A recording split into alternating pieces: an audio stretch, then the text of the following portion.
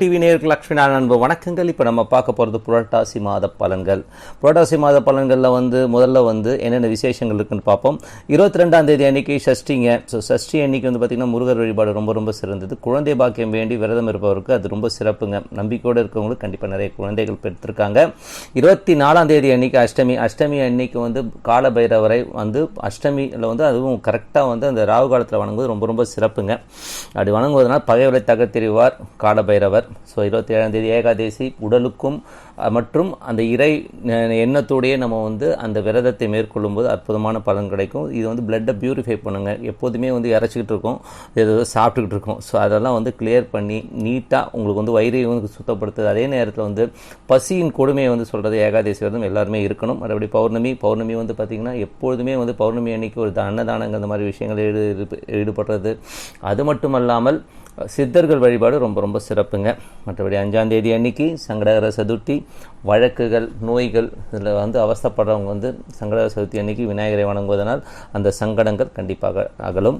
9ஆம் தேதி அன்னைக்கு அஷ்டமி. நான் சொன்ன மாதிரி கால பைரவர் வழிபாடு ரொம்ப ரொம்ப சிறந்தது. 13ஆம் தேதி ஏகாதேசி.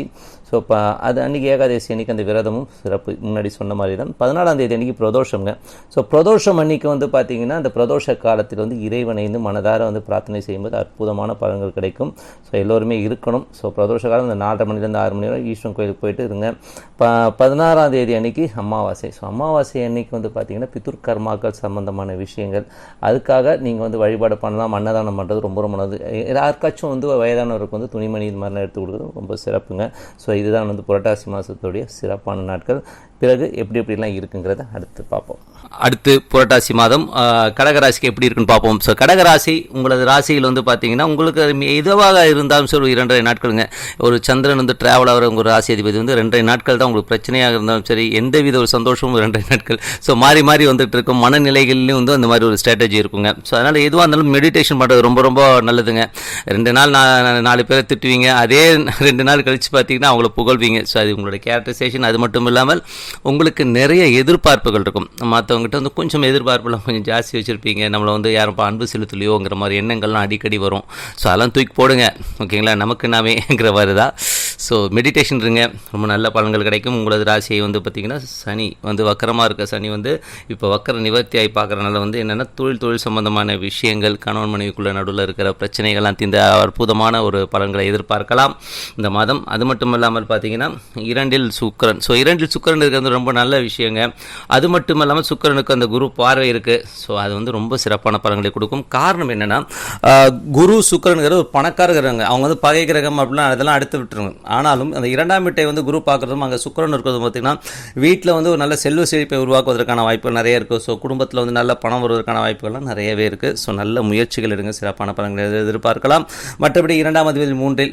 ஸோ 2ஆம் அதிபதி 3இல் போது கொஞ்சம் கலகங்கள் ஏற்படுவதற்கான வாய்ப்புகள்லாம் இருக்குன்னா கொஞ்சம் உஷாராக இருக்கணும். நம்ம ஏதோ ஜாலியாக பேசுகிறோம் அப்படின்னு ஜாலியாக பேச போயிட்டு அது ஏடாவட்டமாக மாட்டிக்கிறதுக்கான வாய்ப்புலாம் இருக்குது. நீங்கள் எது கிண்டலாக பேசுகிறது உங்களுக்கு வேண்டாதவளோ இல்லை பழகினவளே கூட என்ன பண்ணுவாங்க, அழகாக ரெக்கார்ட் பண்ணிவிட்டு தேவையில்லாதவங்ககிட்ட போட்டு காமிச்சு இதனால் பிரச்சனைகள் வருவதற்கான வாய்ப்புகள் இருக்குது. அதனால் கொஞ்சம் உஷாராக இருக்குங்க.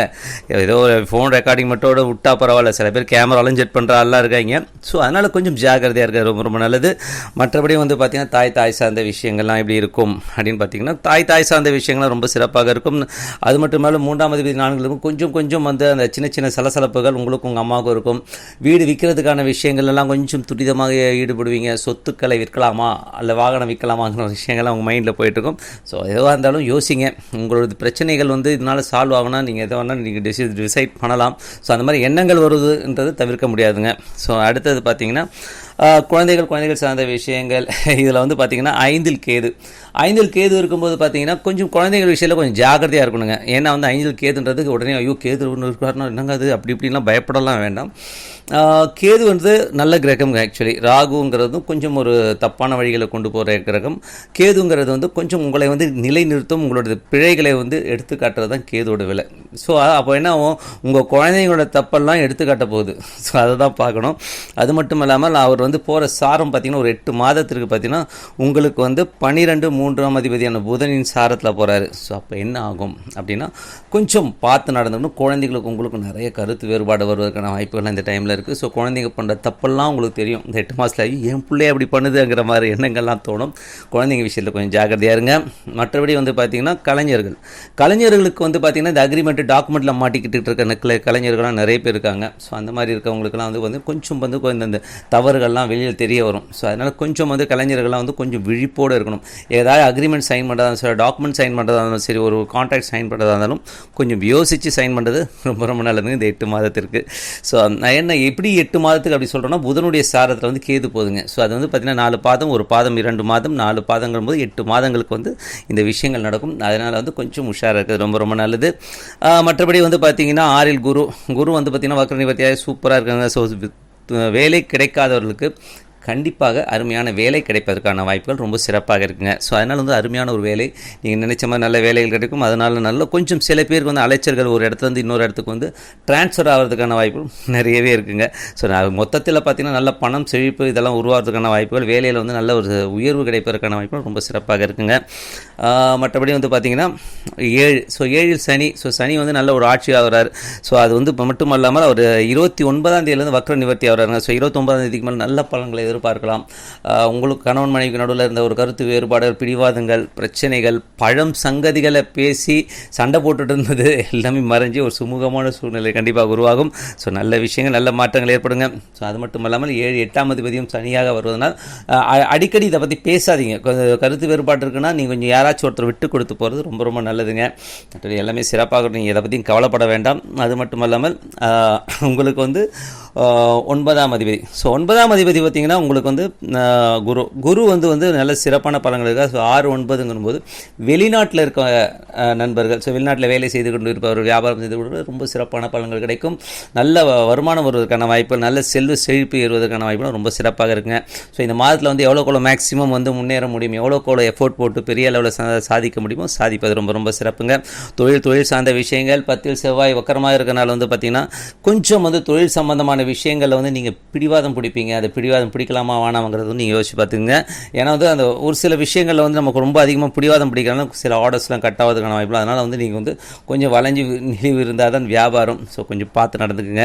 மற்றபடி வந்து பார்த்திங்கன்னா உங்களுக்கு இந்த குழந்தைகள் விஷயமும் கொஞ்சம் பிடிவாதம் பிடிப்பாங்க. ஏன்னா குழந்தைகள் வந்து சின்ன சின்ன விஷயத்துக்கு வந்து பிடிவாதம் பிடிப்பதற்கான வாய்ப்புகள் இருக்குது. அதனால் குழந்தைகளுக்கு வந்து கொஞ்சம் எடுத்து சொல்கிறது ரொம்ப ரொம்ப நல்லது. மற்றபடி வந்து பார்த்திங்கன்னா உங்களுக்கு நல்ல லாபாதிபதி, லாபத்தில் வந்து உங்களுக்கு வந்து ராகு இருக்கிறார். ஸோ வெளிநாட்டில் இருக்கவங்களும் நல்ல சிறப்பான பலன்களை கண்டிப்பாக எதிர்பார்க்க முடியும். இதுவரை விசாவில் வந்து எனக்கு ஸ்டாம்ப் படிக்கலை, எனக்கு வந்து எக்ஸ்டென்ஷன் கிடைக்கல, இந்த மாதிரி புலம்புறவங்களுக்கெல்லாம் வந்து நல்ல வாய்ப்புகள் கிடைக்கும். பட் இருந்தாலும் கொஞ்சம் அப்படி இப்படி சம்பளத்தில் வந்து கொஞ்சம் கொஞ்சம் முன்ன பின்ன எல்லாம் பண்ணியிருப்பாங்க. பட் இருந்தாலும் நல்ல வாய்ப்புகள் கிடைக்கும், நல்லா பயன்படுத்திக்கிங்க. ஸோ சிறப்பான எதிர்காலம், சிறப்பான விஷயங்களும் கண்டிப்பாக இருக்குங்க. மற்றபடி வந்து புதன் வந்து பார்த்திங்கன்னா ஒரு 4ல் இருக்கிறார். ஸோ 12லும் இருக்கிறனால வீடு சொத்துக்கள் விற்கலாமா வாங்கலாமான்றதை வந்து யோசிச்சு பண்ணுங்கள். ஏன்னா வந்து சொத்துக்கள் விற்கிறது ரொம்ப கஷ்டம் இல்லை, ஈஸியாக விற்றுருவீங்க. அதுக்கு நாளைக்கு வாங்கிறது ரொம்ப ரொம்ப கஷ்டம். அதனால் கொஞ்சம் உஷாராக இருக்குது, ரொம்ப ரொம்ப நல்லதுங்க. மற்றபடி வந்து பார்த்திங்கன்னா நீங்கள் வந்து கொஞ்சம் நீங்கள் வந்து அலர்ட்டாக இருக்க வேண்டிய பீரியட் தான் இது. ஏன்னா வந்து உங்களுடைய விஷயங்களில் வந்து மெயினாக சொத்துக்கள் சம்மந்தமான விஷயங்களும் ரொம்ப ரொம்ப அலர்ட்டாக இருக்கும். தாயாரின் உடல்நலத்தில் வந்து கவனமாக இருக்க வேண்டிய மாதம் இது. ஸோ அதனால் கொஞ்சம் அலர்ட்டாக இருந்துக்கங்க. நீங்கள் வணங்க வேண்டிய தெய்வம் வந்து பார்த்திங்கன்னா ஈஸ்வரன் கோயிலில் இருக்க அம்மன். ஸோ ஈஸ்வரன் கோயிலில் இருக்க அம்மன்னா பார்த்திங்கன்னா சொர்ணாம்பிகை, பாலாம்பிகை இருப்பாங்க, இந்த மாதிரி இருப்பாங்க. ஸோ அந்த மாதிரி அம்மனை வந்து மனதார உங்கள் வீட்டு பக்கத்தில் இருக்க கோயில் இருக்க அந்த அம்மனை வந்து மனதார வந்து பிரார்த்தனை பண்ணும்போது அற்புதமான பலன்கள் கண்டிப்பாக கிடைக்குங்க. ஸ்ரீ குபேரன் டிவியை பார்த்தமைக்கு நன்றிகள். மேலும் இது போன்ற தகவல்களை தெரிந்து கொள்ள ஸ்ரீ குபேரன் டிவியை சப்ஸ்கிரைப் செய்யுங்கள். மறக்காமல் பெல் ஐக்கானை கிளிக் செய்யுங்கள்.